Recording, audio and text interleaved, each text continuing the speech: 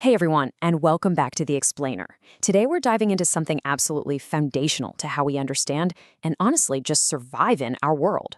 We're going to explore maps, specifically the different types of maps and the core elements that make them tick. I mean, think about it for a second. How do we take a massive three-dimensional spinning rock of a planet and cleverly compress it down into a flat 2D guide that we can actually use? When you really get down to it, maps are basically ingenious data compression tools. Which brings us to a super practical question. How exactly do you fit the whole world in your pocket? It's a wildly relatable physical problem. I mean, you obviously can't lug the actual Earth around with you to find your way to a new grocery store, right? We need a proxy. We need this ultimate navigation tool that shrinks reality down to a size we can actually manage and understand at a single glance. So here is our roadmap for today. First up, globes versus maps. Second, the three types of maps. And third, decoding the maps language. Let's jump right in. All right, section 1, globes versus maps. So let's tackle the fundamental problem with trying to make a perfectly shaped model of the Earth. A globe is, technically speaking, a perfect model of our planet. It does a fantastic job of showing you the overall distribution of land and water. If you just want to see where the continents and oceans are, a globe is great. But it has massive physical limitations. Despite being perfect in shape, a globe doesn't show the correct distance between two specific places, and it completely lacks the minute local details, like landforms or your neighborhood roads. Plus, they're huge and bulky. Enter the map. A map is a drawing of the Earth's surface on a flat sheet of paper, and what it loses in 3D spherical perfection, it vastly makes up for in everyday utility. Maps can show exact distance scaling, they can detail literally every single building in a town, and most importantly, they can be folded up. And that brings us to the absolute deciding factor here, portability, meaning it's easy to carry or move. This little word gem right here is exactly what makes maps superior for daily human navigation.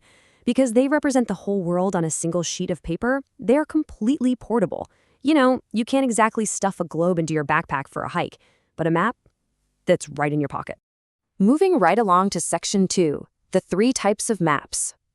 Okay, now that we know why we use flat paper instead of a sphere, let's explore the distinct lenses through which we actually view our world. But before we look at the maps themselves, let's grab some quick vocabulary. Cartography is the art of making maps. The person who draws them, that's a cartographer. And fun fact from our sources, the earliest known maps date all the way back to the 5th and 6th century BCE. A guy named Anaximander in ancient Greece is actually considered by many to be the first map maker of the known world. Pretty cool, right? Finally, if you gather a whole collection of maps together into a single book, we call that an atlas.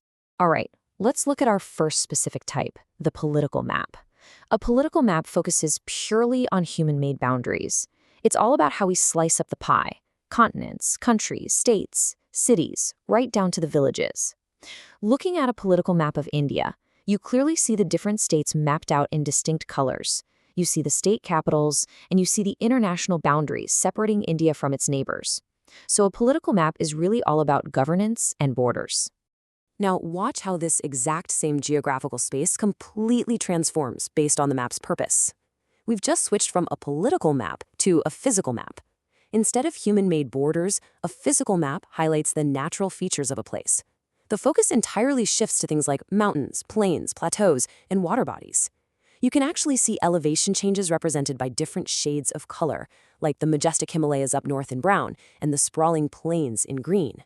It's the Earth exactly as nature made it.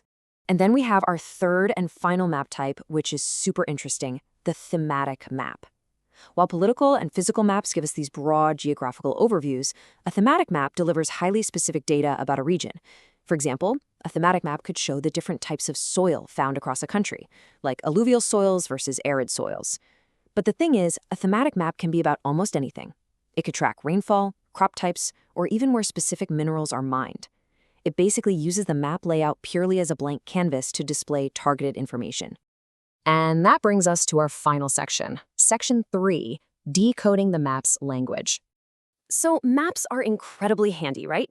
But they are basically useless if you don't actually know how to read them. Luckily, there's a uniform system. It's like an internationally recognized secret language that makes maps work anywhere on Earth. The very first fundamental element of this language is scale. Every single map is drawn to a scale. Scale is just the ratio showing the distance between two places on a map and the corresponding actual distance out there on the ground. So if a map scale says 1 to 100,000, that just means 1 centimeter on the map equals 1 kilometer out in the real world. This is the absolutely crucial math that lets a tiny piece of paper accurately represent miles and miles of reality without totally distorting the layout. Next up in our map language, we have signs and symbols. Because a map shows all these minute details, you can't just write out words for every single thing. It would be entirely unreadable. So, cartographers use a uniform system of signs and symbols, and they list them all out in a map key or legend. These symbols, like maybe a dashed line for a border or a tiny triangle for a mountain peak, they are internationally recognized. They're called conventional signs and symbols. Because they're uniform everywhere, literally anyone can read the basic features of a map no matter what language they speak. It is a truly global communication tool. And working right alongside those tiny symbols are universal map colors. Color is a massive deal in cartography.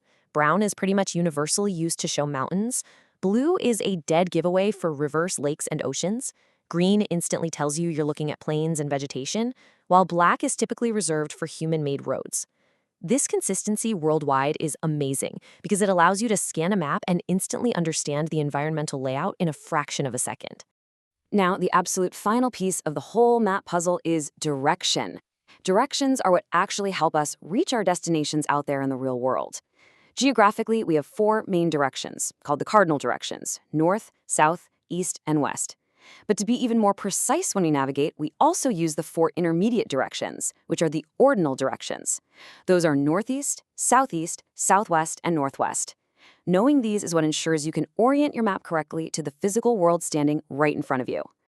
Well, we've covered a lot today. We've seen exactly how maps compress our massive 3D world into these portable, highly detailed, beautifully coded 2D guides. From the broad strokes of a globe down to exact scales and universal symbols, cartography really is this magnificent blend of art and science. But before we completely wrap up this explainer, I want to leave you with a slightly more personal thought. If you were to draw a thematic map of your own life today, mapping out not just the physical roads you take, but your daily routines, your challenges, or even just where you spend your energy, what would your legend actually look like? What specific symbols and colors would you use to help someone navigate your world? Definitely something to chew on the next time you open up a map. Thanks so much for joining me on The Explainer today, and keep exploring.